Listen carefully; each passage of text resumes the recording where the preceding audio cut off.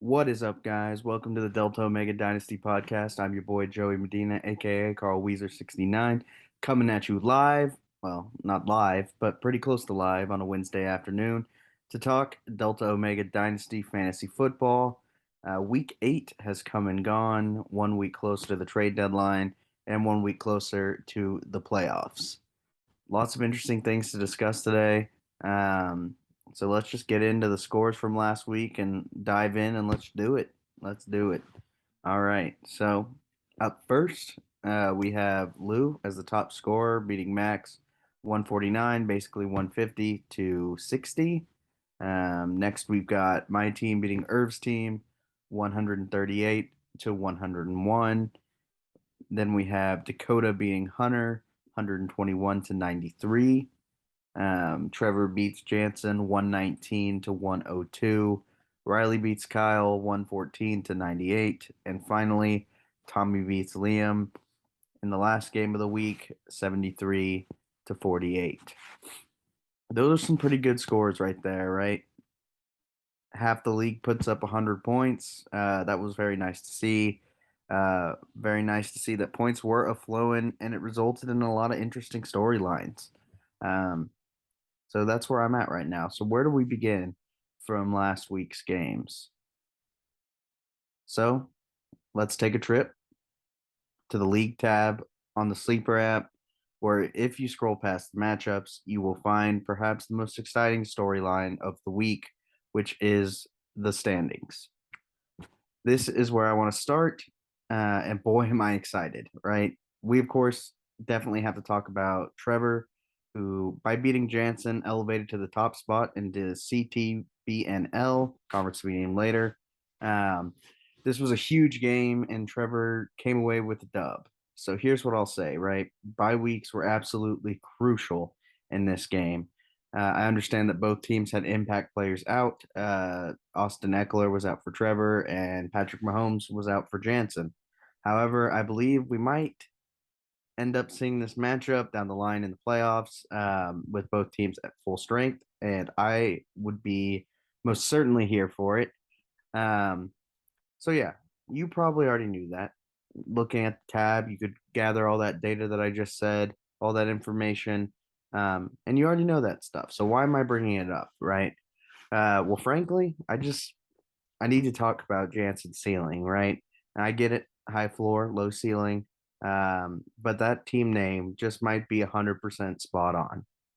Jansen, in fact, is 0-2 against teams that have put up 100 more points on him. That this year in this league is just not going to get it done. Um, Now, I'm not picking on Jansen's team for no reason. And no, I'm not apologizing for criticizing his team either. But right now in this league, there are currently 5 teams in the league that are averaging over 100 points a game. And I'm just using Jansen's team as an example to address the fact that there are some absolutely phenomenal teams in the league this year. And with the trade deadline fast approaching, uh, that's got to be something to consider if you are just, I don't know, a quote unquote good team. Of course, there's time to get that level with the current roster that you have. Speaking to all teams that are still trying to get into the playoffs, there's still time to get hot. There's still time for players to arrive and put up some big numbers. So, where do we go from here? What if you're not one of those teams that is trying to make the playoffs? What if you're not one of those teams that has a shot, or what if you're one of those teams that is already firmly in the playoff picture? Well, what are the options, right? I guess you're going to have to make a decision real quick here. Should you elevate your team by trading for a big name player or some more depth? Or should maybe try again another year, dump off some players and get some young assets or some good draft capital? Um, so, yeah, we're going to have to all make that choice coming up here real soon as the trade deadline fastly approaches. Um, so yeah, why am I bringing this up?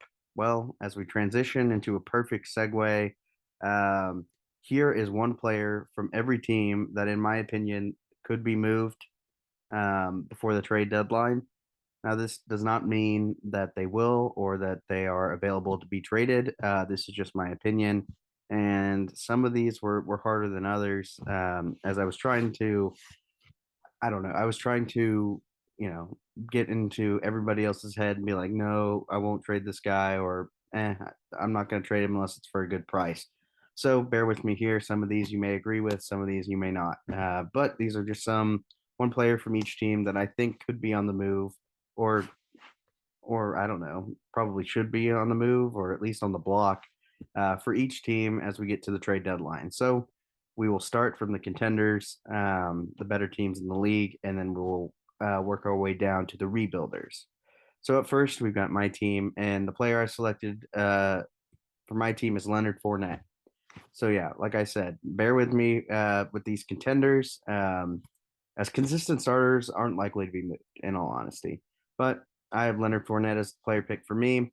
I probably could have picked Zeke, but as time has gone on, I've come to terms with probably just riding out the ship, keeping him rather than getting like a second round pick or maybe 2/3 or something like that.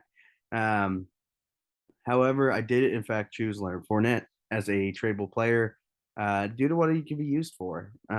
He's a baller. I would say he's a floor RB2 with RB1 upside, but he's 27, going on 28. And there might be a team or two looking for a RB2, like I said, with an RB1 upside.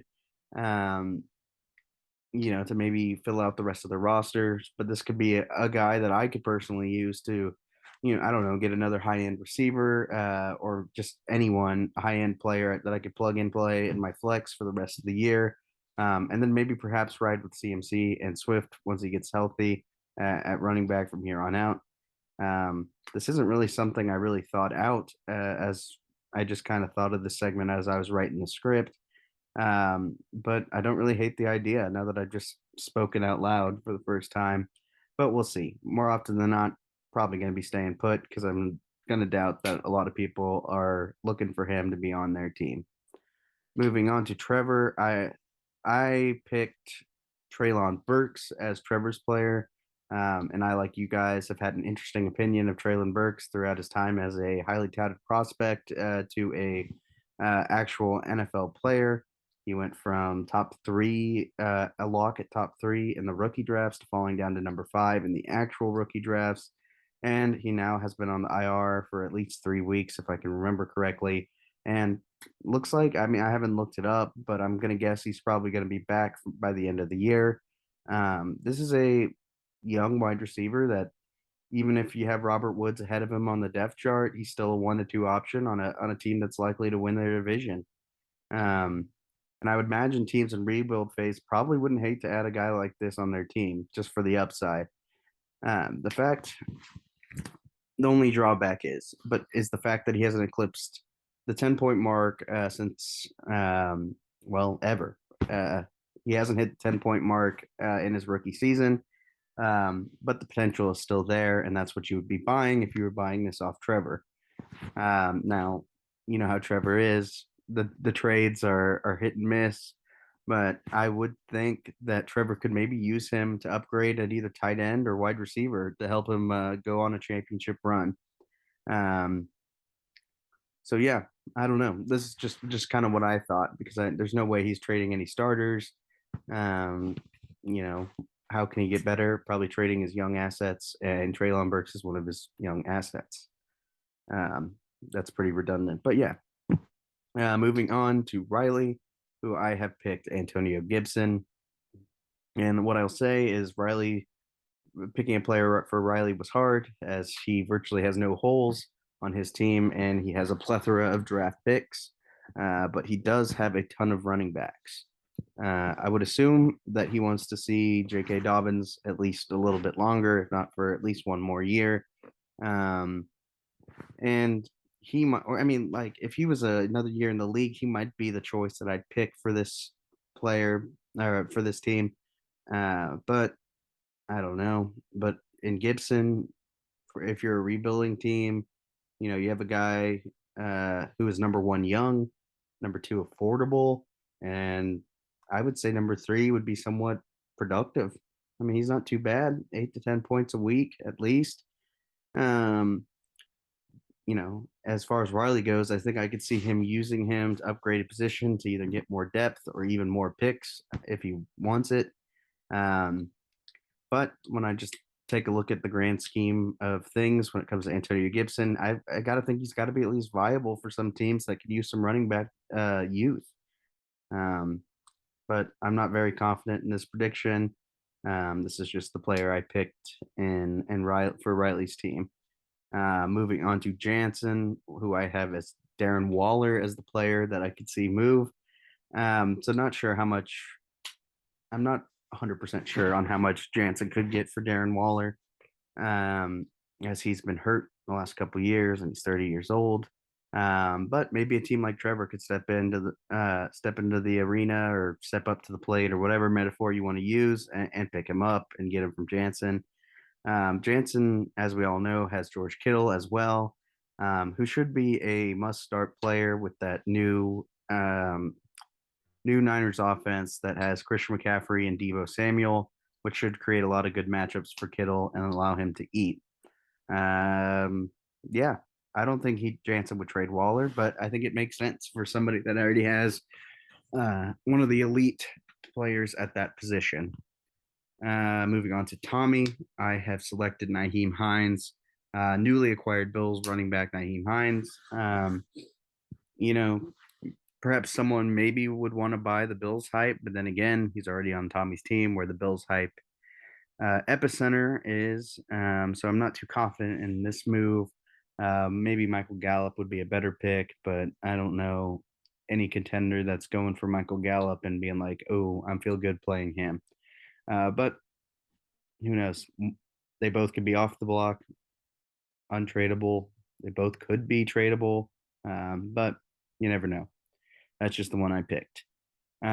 Moving on to Kyle, I picked Ramondre Stevenson. And this one might be a little more spicy than most of the rest. But I have Ramondre based on, what I have Ramondre selected for Kyle based on just whatever Kyle wants to do. And I'm very confident that Kyle probably wants to stick out the season and see how it ends up. But when I look at Ramondre Stevenson, it seems to me that he's a very good sell high candidate.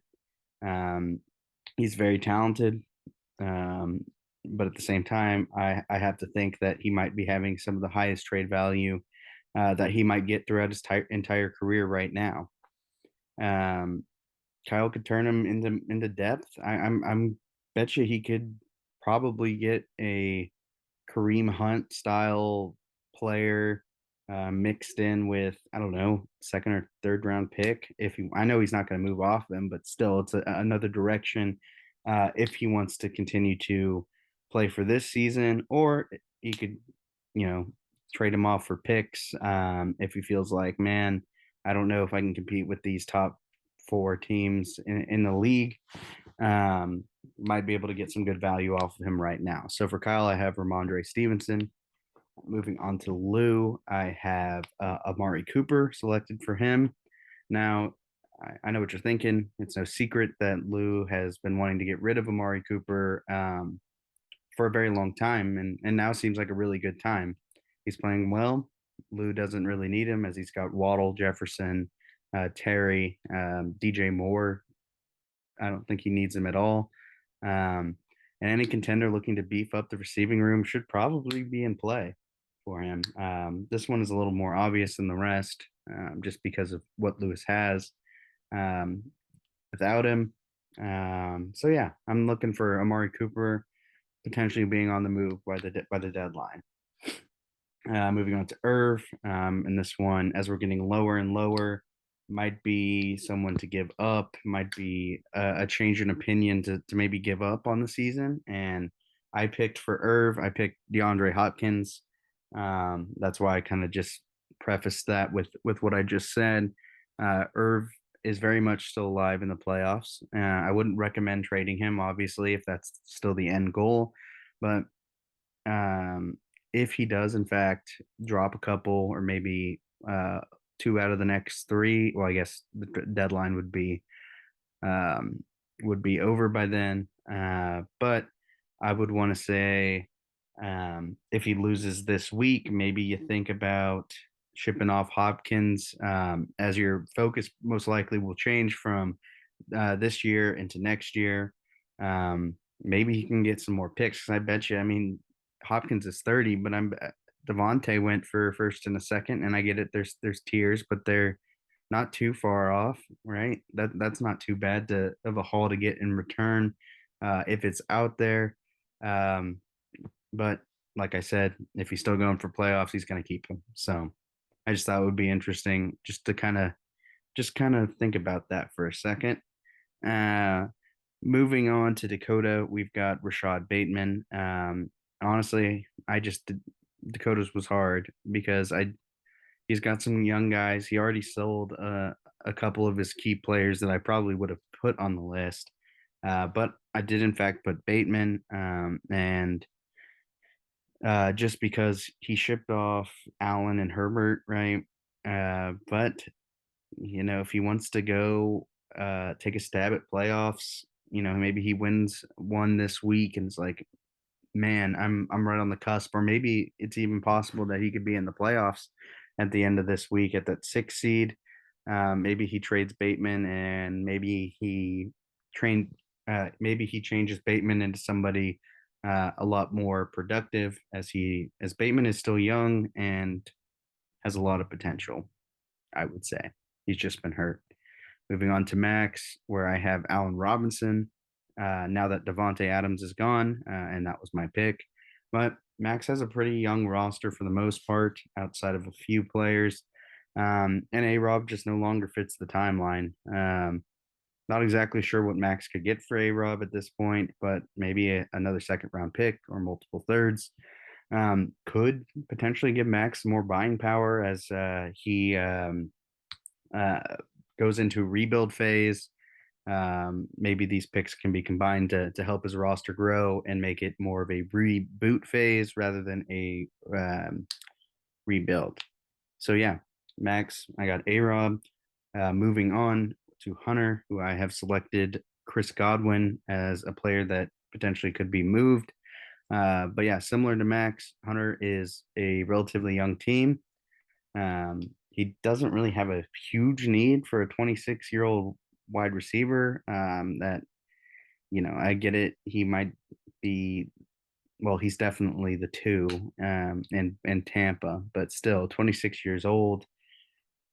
Eh, I don't know. I think Hunter would probably prefer somebody younger, maybe Bateman for Godwin. I don't know, and a deal for that. And I'm just spitballing here.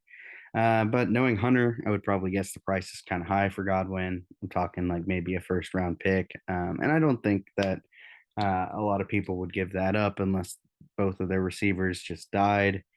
Um, yeah, but with Devontae gone, I think Godwin might be the next best receiver that could be available to be traded. Whew, excuse me.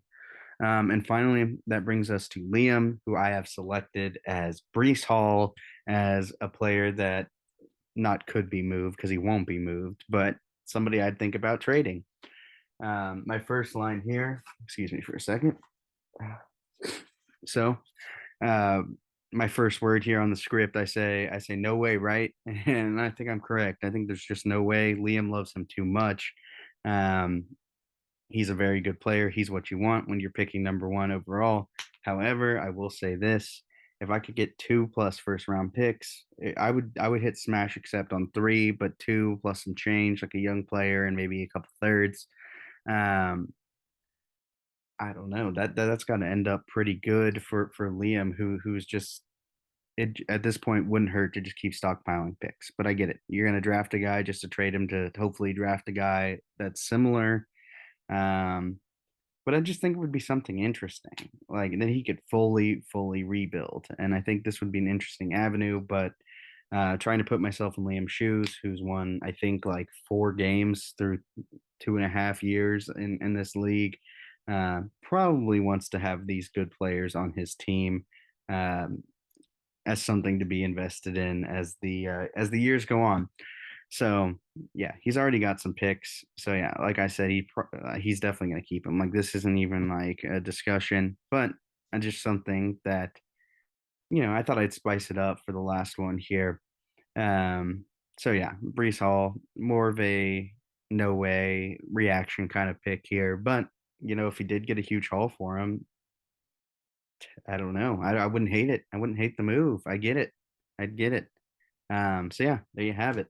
I don't anticipate that you guys would agree with a lot of these picks, as I feel like a lot of us are very attached to a lot of our players. But potentially the goal of bringing this up was to get people thinking about the trade deadline, and maybe trade talks will start. Not that I want trade talks to start, per se. I just more league movement, more league action, and is always fun, and interesting when we all get into the chat and then lose our minds. That's some of my favorite stuff to see. So yeah, um, where do we go from here? Let's do the updated tier list, because that's going to be a thing now. Um, so let's do that. Let me get over to the tab and let me share my screen. Perfect. Okay, here we go. Let me make this big so you guys can see it. All right, so here we go. Here's the tier list for week 9. So here's what I'm gonna do. I'll offer a little bit of insight here with some of the movement, and we'll just go down from championship to Bijan Gibbs tab or tier, and I'll kind of just explain why real quick. So let's start championship contenders. I've got myself, Y, 115 points per game, 125 plus points in 4 out of 8 games. I'm the points leader, 6-2 record. And if you add that up in a mathematical equation, the solution would equal championship contender. So that's why I've got myself there. Trevor, Y, 104 points per game, 3 current top 10 running backs, 6-2 record. He's got to be here. He's got to be here. And Riley, a newcomer. Y, he added Devontae Adams, which gives him one of the most talented starting lineups in the league. He's also averaging 101 points per game, and he's a really solid team that definitely could win it all this year. He definitely belongs in the championship contender tab, probably for the rest of the year. So that'll bring us to the playoff probables tier, where I have Jansen, who got demoted from championship contender, and why? Well, he lost to Trevor last week. He's only scored 100 plus points twice. He has a good roster, but not a great roster. I just have concerns about, once we get in the playoffs, how's this team going to compete with the three teams we just talked about, who are all averaging north of 100 points a game. Next, Tommy, Y, 5-3.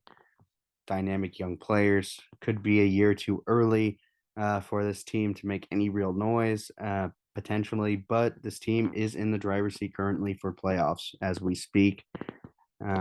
Moving on to playoff hopefuls, we'll start with Kyle. Y, he's 4-4. Other 2 teams in this tier are closing in fast, but Kyle has solid players that have shown the potential to explode this season. Though over the last 6 weeks, we've seen it's kind of a low ceiling, which could be a potential problem come playoff time. But Kyle needs a win here, or maybe even 2 real soon, just to help edge out those other 2 teams that are just nipping at his heels, trying to jump him and get into the playoff picture. Well, I guess they're in the playoff picture, but getting the playoffs, I guess, to say that. Moving on to did I say Kyle? Okay, so we're going to Lewis. Sorry about that. Why? 3-5. Only thing putting him in this tier is that record at 3-5, 102 points per game, emerging superstars at the running back position, and Tua has been very, very good. Not to mention the some of the league's scariest receivers right now. You got to put them up there with Cup and AJ Brown, with Jefferson and Waddle, and whoever's that third one, either Terry or DJ Moore or Mari Cooper, like that. Um, yeah, this is a good team, very good team. Um, now on to Irv, 3-5. Why? Or sorry, Irv. Why? Because he's 3-5. Both Lou and Irv are still only one game out from the playoffs. Right, one game behind Kyle. There we go. He's 3-5. Like I said, 3 or 4 times in like the span of 30 seconds. Um, not out of it, but compared to the other two in this tab, gotta he's got to hope the Bengals go off, man. That's just it. If they don't, I don't expect a playoff appearance for Irv this year. Um, but like I said, on the flip side, if they do go off, and he's healthy, you lose. We all lose if the Bengals go off and he's healthy. So yeah, that'll do it for the playoff hopefuls. On to the maybe next year tier. Um, we'll start with Dakota. Why Dakota moves down? Because of the moves he's made, shipping off Justin Herbert and Keenan Allen um, to other teams. He's also 3-5. Still not out of the playoff race, but compared to the others in the playoff hopeful tab, um, he'll have an uphill battle. So maybe next year, but with a win this week over Kyle and a Lou and Irv loss, like I said, he'll be in the playoffs. He'll be in the playoffs. He'll be that 6th seed. Next to Max, Y shipped off Devontae, has a youngish roster, not necessarily the most talented young roster, but nevertheless young. Yeah, and he doesn't want to win. He knows he doesn't have the firepower to contend this year. And a top 5 pick is likely imminent for this team. That's why he's in maybe next year tab. And finally, Bijan Gibbs tab. I'm not going to talk about these teams individually, but Hunter and Liam, I will say the artistry of these two guys amazes me. As I don't know, I feel like when you're up at the top of the standings, as me, Trevor, and Riley, and Jansen are, you kind of really don't think about Hunter and Liam when you're not playing them. But I have been huge fans of them this year when I took a step back and looked at all the moves that they've made and on the things that they're doing to their team. I'm a huge fan of the moves and what they're doing. Takes real discipline to actually go through the rebuild rather than just take all those picks you got from selling your team and just hoping for the best, right? Anyways, Liam in particular has just been good. Like he trades for Keenan Allen and then he flips him for a profit from what he gave up. Like that is just a pro move right there. And then you got Hunter, who's got 3 first-round picks next year. Um, there's no better way to say it than these two are just doing the grunt work right now. To have an ideal fantasy life in the next 4 years. I mean, they might not win it this year or next year, maybe not even the year after that, but you got to think they've got to be in the mix, right? So yeah, I like it. I like it. Just because they're in the last tier does not mean I do not like it. Clearly. So I'll stop sharing my screen. So where do we go from here? That was the tier list. Just go back and pause it if you didn't see it long enough. But now we're gonna do something cool. I am I'm about to warp time, and I'm not kidding. Um, I'm about to bring in, fellow league owner and potential playoff contender Kyle Robinson onto the show. Um, and we're going to do a nice little segment, a new addition to the show. Kyle actually brought it up. It was his idea. It'll be an agree or disagree segment with the focus on hot takes, or since Kyle's going to be doing it with me, hot takes. So let's do it. Time to warp time. What is up, guys? Welcome to a very special edition of the Delta Omega Week 8 to Week 9 podcast. I am bringing to you fellow Delta Omega Dynasty Fantasy Manager Kyle Robinson. Kyle, Happy to have you on. How are things been, man? It's been good, you know. I've been in South Carolina for gosh, four months now. Well, I think November is the fourth, but it feels crazy. Time's been flying. Married life's going good. Started my job. I'm not a doctor yet, but we're getting there. I found out I can get like 95% of my salary with my degree right now, but with the PhD, I'll get promotion in a year either way, whether I had it now. So I'm taking my time instead of rushing it. But yeah, things are going. Very nice, man. Good to hear that things are going well. But before we get into the segment of agree or disagree on some of these hot takes, since I got you on the podcast, I need to ask you about your team. You started off 4-0. Now you're 4-4. Hey, it happens. It happens. How are you feeling currently about your team's season? And is there any concerns that you have currently after your team has dropped four straight? Yeah, I mean it's a fair question, especially after being so cocky off my 4-win streak. I think there are two main things to look at with these past few weeks. The big one to me is that Sun God, my beloved Sun Boy, have hardly played the last 4 weeks. So there goes a guy who was looking like a surefire wide receiver one every week that just I can't plug in. And then next to him in the wide receiver room, MT finally looked like I was going to get some value out of him. 18 points, 15 points. And, at this rate, like I wouldn't be shocked if he just doesn't play again this season. Like, man, it's tough. But yeah, and then the other weird thing is, you almost want to call it like run support, like in baseball, but especially the last 2 weeks, I think I got like 10 points last week in that close loss against, or 2 weeks ago at this point, out of my defense and kicker. And then last week I got like 2 points between my kicker and defense combined. Riley beat me by 14. His defense and kicker put up like 14. So I still would have lost if you delete those positions. But man, it's tough when you look at last week. I put up 98 points, and almost all my players actually played pretty darn well. But just not enough to quite get the hump. Riley had a good week.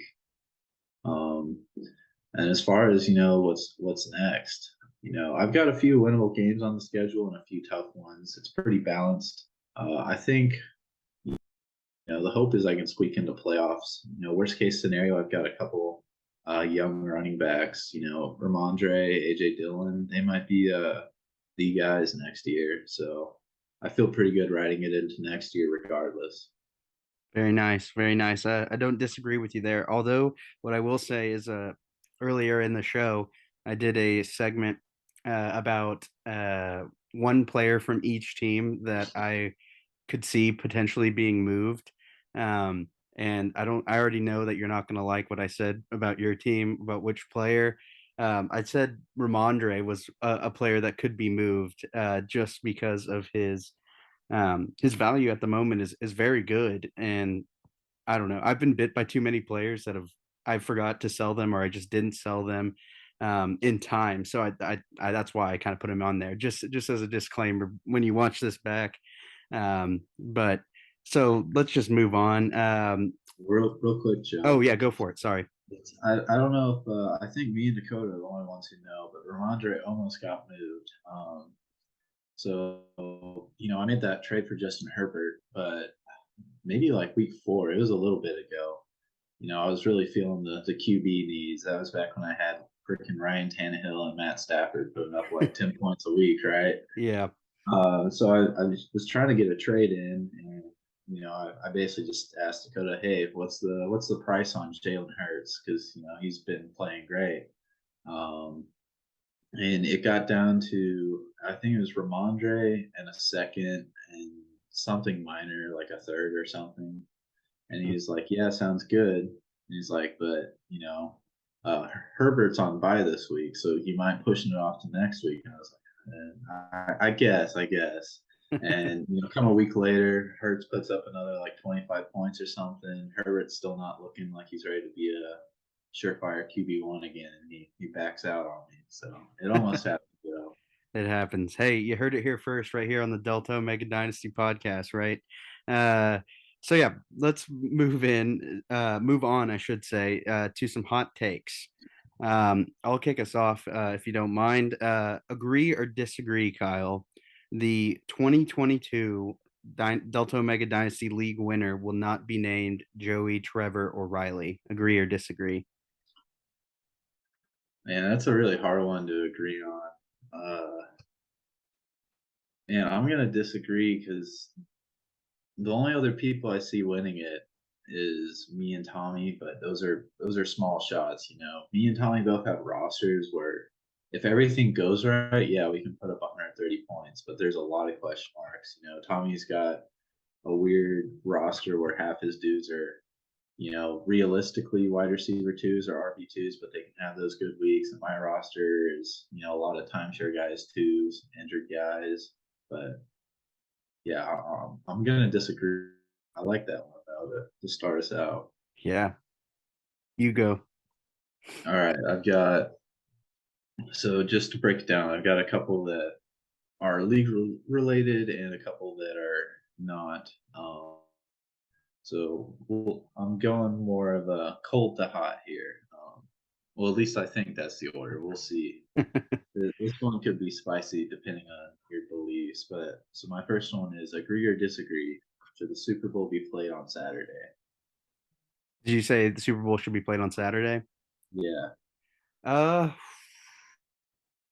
I'm gonna go disagree, and I'm gonna tell you why. At this point, we've had 57 Super Bowls. I want to say this will be the 58. I'm gonna be one or two off if I'm wrong. Um, but we've been through a lot of years since the Super Bowl has been a thing, and now it is so big that almost, I don't know, probably say close to half of the country's population will watch it. Um, I just think the spectacle of Super Bowl Sunday has just been such a staple of the football season, kind of the swan song of the entire football season, whether it's high school, youth, college. Um, the Super Bowl Sunday closes the door on every football season.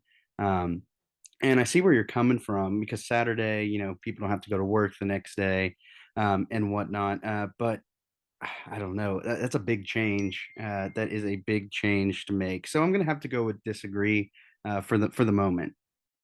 Yeah, it's really one of tradition or like, the practicality of getting hammered for the Super Bowl, Definitely, definitely. I think people have been making it work as best as they can, but I never thought about that before.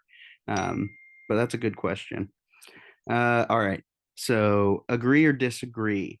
The six teams currently in the playoffs, me, Trevor, Riley, Jansen, Tommy, and you, all make the playoffs. There's no change in the standings between now and the playoffs. Agree or disagree? I'm gonna go disagree. I'm kind of coming to that later in one of mine, but I think I don't know. I hate to say it, but I think Lou's gonna upseat someone, and yeah, I think he's the team on the outside looking in right now that's gonna find his way in. So I'm gonna go disagree. Yeah, I'll touch on it real quick, but I would agree. Lewis is a little bit ahead of Irv at this point. In my outside looking in teams trying to get in. I'm not going to discount Irv yet. I think one more loss, and I think I'll be off the Irv playoff train. But I think you're right, hitting the nail right on the head on Lewis. I think he's sneaking up on people, and I think he's been trying to downplay it all season because he's been getting a little bit unlucky. Yeah, I think he can make some noise for sure. All right. So agree or disagree, Joe? For not this year, but for looking forward to the future, you rather have Liam's team than Irv's? It's almost to this or that, but so my take is I'd rather have Liam's than Irv for building for the future. Yeah, I would have to agree. I think I would have to agree. I'm a big fan of putting my own stamp on my own team, and I think that's what Liam's doing. And yes, Irv inherited Corbin's team and had the top three picks, but he still got some players that Corbin still has. Liam, on the other hand, is starting from scratch, and he's got a lot of picks. Like he's been making little moves and making little profitable deals that I think could really benefit him in the future. And I just think his team is such a blank canvas that I think maybe it's impacting my decision that he can go in a number of different directions. Bengal stack is hot. Michael Evans, Mike Evans, and Hopkins are old. That's the only thing I'm thinking about when I'm thinking about uh, if I want Irv's team in the future, if I had to pick. So yeah, I would agree. All right. While we're on the topic of Liam, agree or disagree? Liam fumbles the bag for the number one pick this year. Agree or disagree? Man, I'm gonna disagree. If Brees was still there, I'd say yeah, hard agree. You know, Brees is gonna put up some 30-point game. He's gonna, he's still got Hunter, I believe, and I think that could be a week where he fumbles the bag for sure. I don't know. It's hard to say. If Mel keeps staying as a guy who can still be somewhat usable as a 10-point a week guy, if me or you had Melville, we put him in our flex type of guy, then I think Hunter at least gets one more win, maybe a surprise win. Someone has a bad week. Yeah, he's Liam's got team, Max this week. ever since Brees went down, I just have a hard time seeing Liam put more than what 50 a week. Yeah, it's hard to predict over 75 for that guy for sure. All right. So football question here, and this one's pretty hot. This could be near the end of the list, to be honest. My last one's kind of random, so it doesn't really belong in the order. But so I might have to explain myself a little before you even accept the take, to be honest. But Sounds good. so agree or disagree? Josh Allen is a better Cam Newton. Wow. Are you gonna explain, or do you want me to get initial reactions here? I can explain. Yeah, I'll start. Okay. So when you think of Cam Newton, there's two things he does well. You got a 6'5", like 240-pound quarterback. Big dude, almost the exact same size as Josh Allen. There's two things they do well. They chuck deep balls with great accuracy especially for deep ball throwing, and they just truck dudes over. You hate playing against them because you can't have some cornerback contain or whatever, or even a linebacker's going to struggle because come 3rd and 10, they'll just run and chuck some dude or hurtle over someone. And yeah, but they have two big weaknesses, and I think Josh is in a much better spot of being able to overcome this than I think Cam ever was. But when's the last time you seen Josh Allen sit back and slice up a defense for 5 yard pass, 10 yard pass, 15 yard pass, 10 yard pass? You kind of saw the same with Cam. It was big splash plays, flashy runs, but if a team can bottle those up, they start to struggle. Definitely, man. Uh, um, I would, in terms of agreeing or disagreeing, I initially thought, whoa. And then while you were explaining, I was kind of thinking about if that was far fetched or not. And I don't think that it's far fetched. That what did you say? He was better Cam Newton or bigger Cam Newton or something? He's a better Cam Newton. Oh, okay. Well, I can agree with a better Cam Newton. Um, I would like that's going to probably put a sour taste in a lot of people's minds, or I don't know, that didn't work. But when you say just to see how Cam Newton fell off recently, not out of the realm of possibility. I don't believe he's going to be. I think he'll probably have a longer shelf life than Cam. But you had some good points. Like when was the last time you saw him throw some intermediate routes or some short routes to pick up a first down rather than just running it like Cam would? Um, so I would bet on that not happening, but I don't disagree, you know? Or I don't Yeah, agree. Yeah, I think if you're the Bills right now, you have to be worried in that, I'm sure no one at the Bills is drawing that comparison. Let's be real, no, but I don't think you anyone in have to be America other worried. than Like, Chiefs fans are yeah, are thinking about that. but I was just watching him, play the other night in prime time, and I was like, man, he reminds me of someone, and I finally put a finger on it. But if you're the Bills, you got to be worried. Is maybe he can have that, big drop off like Cam does if he keeps running and slowly wearing and tearing down his body, and then he doesn't have that running ability eventually, and then all he is some dude who chucks bombs. Yeah, that's just Jameis Winston at that point. Yeah, don't want that. But yeah, I don't disagree, but I don't wholeheartedly agree. I know that's running around the game, but um, yeah, I like that one a lot. How about it? Let's see, what's another good one that I've got? Um, all right, this one's for Trevor. This is Trevor's last year of contending for a championship with his current roster. Agree or disagree? I'd agree. I think the big one's Derrick Henry. How much longer can he be a 20-point guy a week? And then, you know, I don't think his current young wide receivers are going to pan out to be some of the players that he thinks they'll be. I'm not saying it can't happen, but I've kind of lost faith in Christian Watson as a potential guy. I'd have to double check his team, but I think Eckler is bound for a drop off. He's kind of dropped off this year, but he's had some big games. But Right. I think at some point they'll look to find a guy who can be more every down back while he stays more of a receiver role.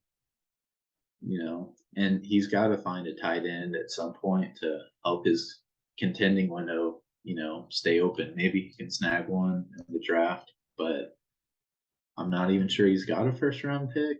I think I'm struggling to think of his name, but I know there's a tight end who should be right there, like that 108, 109 this year. But I Yeah. don't know if he even has that pick. So we don't even know who's going to finish where yet. So we'll have to see. I think he's from Notre Dame. I want to say his last name's like Mayer or something like that. Yeah, that's the guy I'm thinking of. Yeah. So, yeah, I'd agree. Yeah, I would have to agree too. If I had to pick one or the other, unlike the last one where I tiptoed away around the making a decision, I would have to agree. I mean, it's more likely than not that Aaron Jones, I think he's got three 28-year-old running backs or 27 at least. Hard to see him keeping that up for another year. Um, but yeah, that's cool. What else you got? All right. So I was trying to figure out how to word this, but I'll just put it this way, make it nice and a hot take here. So agree or disagree of the team in the playoff picture, Jansen is at the biggest risk of missing playoffs. Ooh, I'm not going to say he's the biggest risk, so I'm going to have to disagree. Um, I think well, you currently sit one game above four other teams right now. I believe Max, Dakota, um, Lewis, and Irv are all sitting there at 3-5. So he's not the biggest risk right now at 6-2, but I see where you're coming from because I looked at his scores throughout the season, but he's only put up 100 points twice this season. And that's kind of ridiculous when you factor in his record is 6-2. Um, uh, he's definitely up there. He's definitely up there, but um, I think I would probably have to put you just because you're closest to getting out of the playoffs at this point. But he's definitely two or three. I would give you that. Yeah, I mean, definitely, some bias there to not, claim myself as the highest. I think you can make an argument Tommy's there. Obviously, there's the argument for myself. For me, coming up with that take, it was more just looking at schedules. He's got Jansen this week without the Browns running backs, no Chubb, no Hunt, or Who not. does he have? Who's He's got Jansen Lou. playing? I think I said Jansen. Yeah. He's got Lou. So you got red hot Lou, and he's got his main running back duo is out on a bye week. Then he's got a real tough one in week 10 against Tommy, I believe, and that could be, a huge playoff type game. Yeah, he could lose that one for sure. And then I believe he has you the next week. I'm looking through it now. Yeah, And then it's around that maybe time. he's got Irv. Who knows where Irv will be? But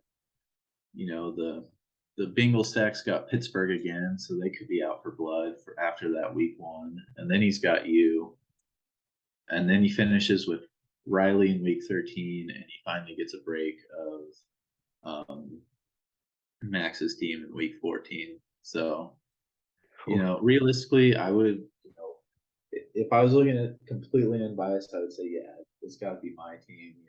Been a rough stretch, and points are looking bad, and only 500. But I just schedule wise, Jansen's probably got the toughest path to stay in the playoffs just off of winning the next stretch of games. Definitely, definitely. That you're not far off on that one at all. Was that your last one, or was that your? Do you have a couple more? I've got one more, Okay, although perfect. probably a quick one. So Oh, awesome, awesome. All right. I actually have one more than I thought, but um, all right. Let's see. Um, all right. Agree or disagree? Jansen's F the pick strategy backfires while we're on the topic of Jansen and sets him back years once his current roster ages out. For reference, he's got 2 seconds and 2/3 over the next three draft. Agree or yeah, disagree? I agree. And at this point, it's not even so much making the playoffs like we just talked about. But I do think if he does get in the playoffs, I have a hard time seeing him winning versus the other top teams. Um, just looking at like your team or even come, wild card weekend, if losing there and lose still super hot, that could be a really tough matchup. I think he's got a tough time being explosive enough to make it to the championship. And I don't think the players he have are gonna, maintain value, especially the trade players that he specifically traded for aren't gain a ton of value over the next couple of years.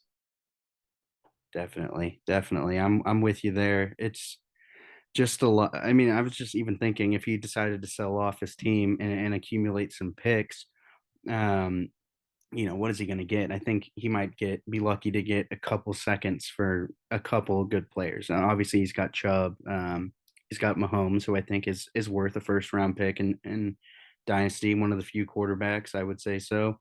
Um, I, yeah, I just think that without the picks and without super young, valuable guys, I think it's going to really hurt him in the years to come. Um, but that's just my opinion. He could prove me wrong. So, what's your last one? All right, just we just left Halloween, but it's a Halloween question here. My take is agree or disagree. Peanut M&Ms are the best candy. Um, I'm gonna disagree. I do like peanut M&Ms. I would say that they're in my top 15 of candies. That's probably a little low. I'm just such a fan of the classic M&M and the classic Skittles, Snickers, Hershey's, whatever you want to call it, the classics. Call me basic, call me boring, um, but I have to disagree just because I just love the popular ones and the mainstream ones just a little bit better. And not to discredit peanut M&Ms at all. Yeah, they're always, it fluctuates, but they're always at least the top three for me. The only thing I'm going to hard disagree on with you is that I think peanut M&Ms are always a direct upgrade of a regular. See, that's fair because you get the all the everything you love about the regular M&M plus the peanut. So like I just can't disagree with that. But I don't know. Maybe I just liked them enough when I was a kid.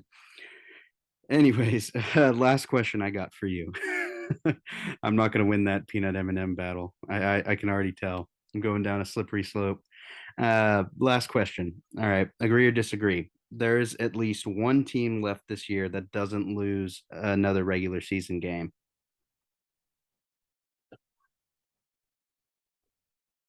I'm going to disagree. I think I think just the players at the top, the league, the there's some true stinkers this season. You know, you got Liam and Hunter and Max in this competition to lose as many games as possible, but everyone else I think is capable of having a week where they beat anyone else in the league.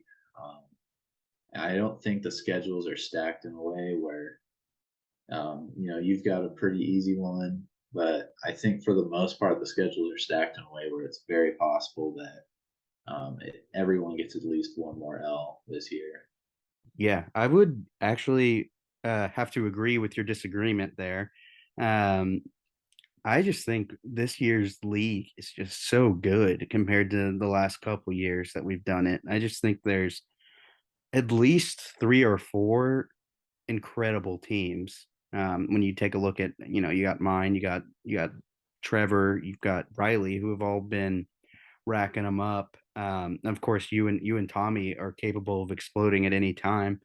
Um, and that's just the thing is that's why I think all these power rankings, yeah, they're nice to have during the week. I just think none of this really matters because when it comes down to playoffs, I think all of the playoff games are single elimination now. So that's why all that's important in this league is when your guys are performing the best. And if you can get hot at the right time, I'm not ready to count anyone out for a championship just yet, I think. So Yeah, I mean, just what you just recently said is a great point. Where I think it's like as important this year. Like making the playoffs is obviously the most important, but getting that first round bye is huge because like even if you're one of the better teams, I would not feel safe.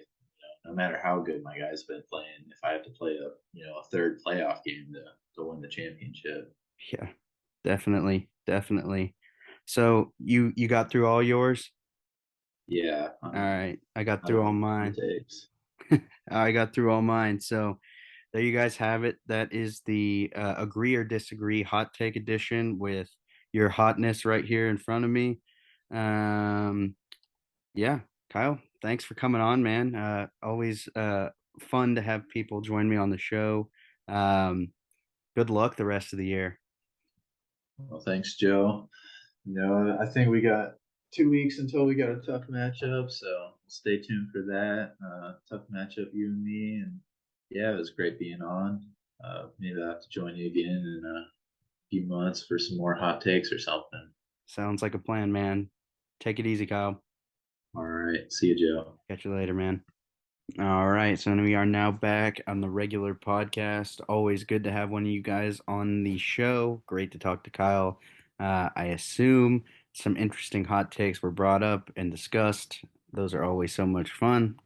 From here, we're going to transition and go take a look at the playoff standings. As they currently are through 9 weeks, or 8 weeks, I should say. So let me share my screen to my Excel file, and you guys can take a look at the current playoff standings. So, as you can see, just a brief overview, we've got the 2022 playoff race here on Excel. So you guys can see it. We have the standings over here on the left side with the team name, record, the games behind for the playoffs, and then the next tab is points behind the next team. So, like for example, Irv is 15 points away from Lewis right now. And then over here on the right, we've got playoff implication games for the rest of the year. Now, I did list 3 games per week that have the best playoff implications as of now. These are probably going to change as the season goes on and we get some more results and the playoff picture becomes a little bit more clear. These aren't the best games of the week, but they are certainly ones with some big time playoff implications. So I'm sure you guys have all taken a look at it by now while I've been talking. So yeah, let's just get into it. So we all know in terms of playoff picture, the top four are all at 6-2. We're all looking good. Me, Trevor, Riley, and Jansen are all looking very nice as in terms of getting into the playoffs.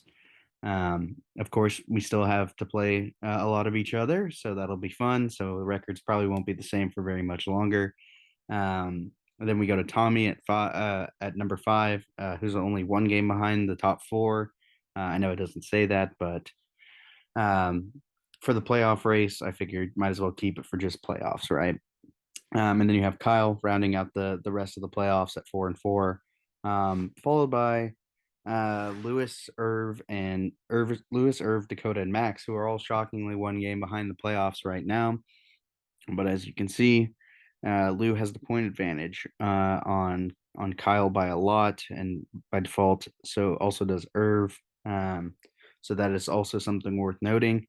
But yes, here we sit currently with a pretty, it's not done yet, not even close.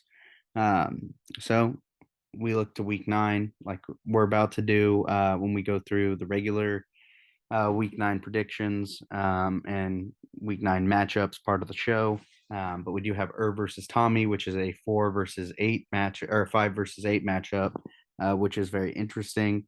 We have Kyle versus Dakota, which is a 6 versus 9 matchup, and Lewis versus Jansen, which is a 4 versus 7 matchup right now, which is absolutely incredible.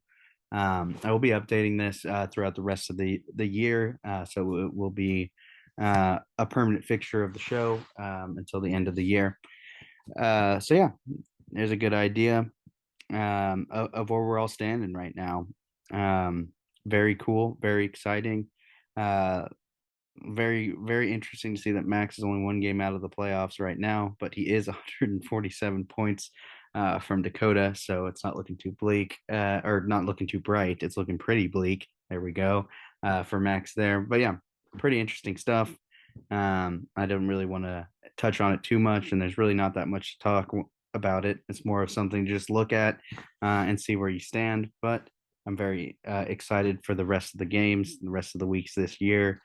Um, as I would bet pretty good money that this is not the way um, the playoffs are going to end up.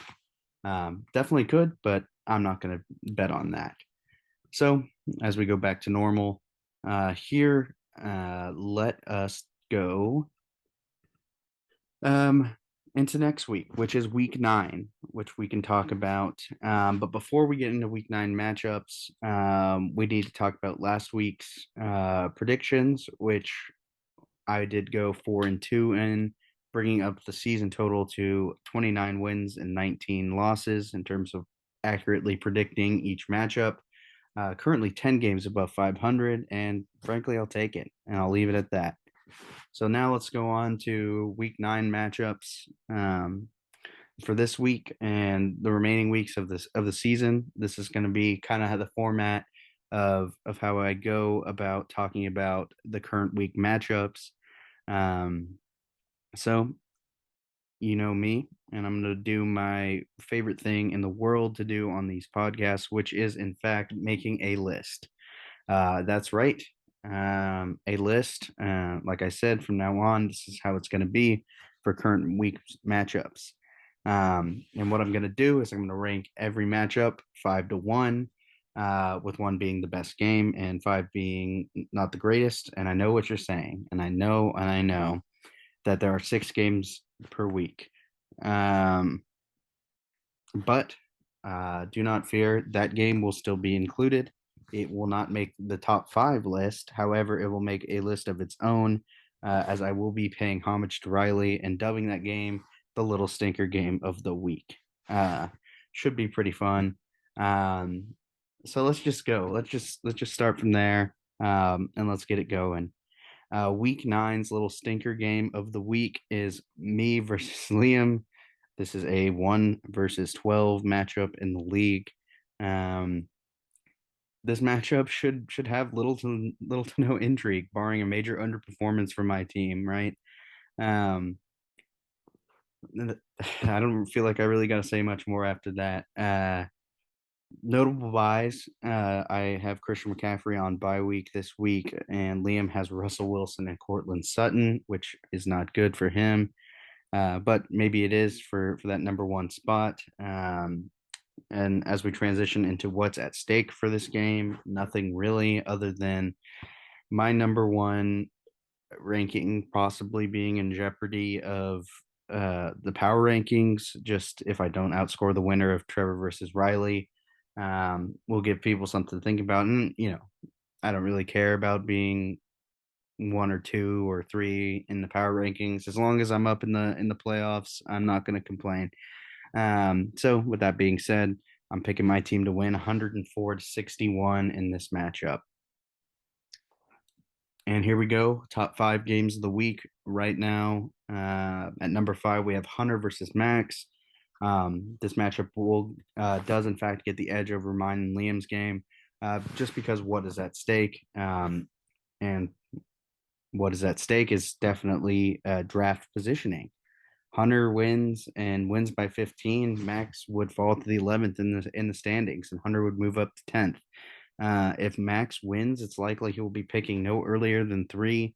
Um, it's no secret that both teams want to lose, and I'm here for it. I'm going to pick Hunter to win this game, 84 to 73. Um, yeah, just got a feeling. I know I'm going to regret that one come Sunday, though. At number four, and these are getting really tough to rank. This is one of the best weeks of the year that we've had. We do, in fact, have Tommy versus Irv. Don't fret, even at four, this is a huge game between a playoff team and a team that is just on the fringe and on the outside looking in. In terms of notable buys, Irv's got Najee Harris on buy, and Tommy doesn't really have anyone of significance on buys. So, what is at stake for this game? Tommy wins. Tommy improves to 6-3, and he's starting to look like a playoff lock. In all honesty, especially because he would hand Irv sixth loss of the year. And I'm not going to say he's eliminated from the playoffs, but it is looking very, very, very bad for Irv's playoff chances if he drops this one this week. Um, so yeah, and if Irv wins, Irv picks up maybe the biggest win from any team this year, and improves to 4-5, and he's very much in the playoff picture and in the mix for a playoff spot. Tommy would also fall to 5-4, opening the door from a possibility where Lewis and Irv could both make the playoffs. As we come down the home stretch towards the end of the fantasy season, I'm very excited for this one, despite ranking at four. It is very tough to predict. But I'm going to give it to Irv because I think the Bengals are going to show up against the Carolina Panthers this week, and I will pick him to win 104 to 90 or 108 to 94. There we go. Moving on to number three, we have Dakota versus Kyle. Another incredible game. This game is a must win for Kyle, who's coming off four losses in a row. That much has been very well established. He needs a win to keep pace in the playoff race, and that is not a secret. But on the flip side, Dakota helps himself a lot with a win. He will jump Kyle in the standings, and depending on Irv's and Lou's game, he could quite possibly find himself um, in the playoffs by early as next week. Um, so yeah, notable buys. Kyle's starting Hawk this week, but I did put Fryermuth down just in case he was thinking about it. Um, and Dakota's got Tony Pollard on buy. So what's at stake, right? We've already kind of covered it a little bit, but Kyle and Dakota's playoff life is what's at stake.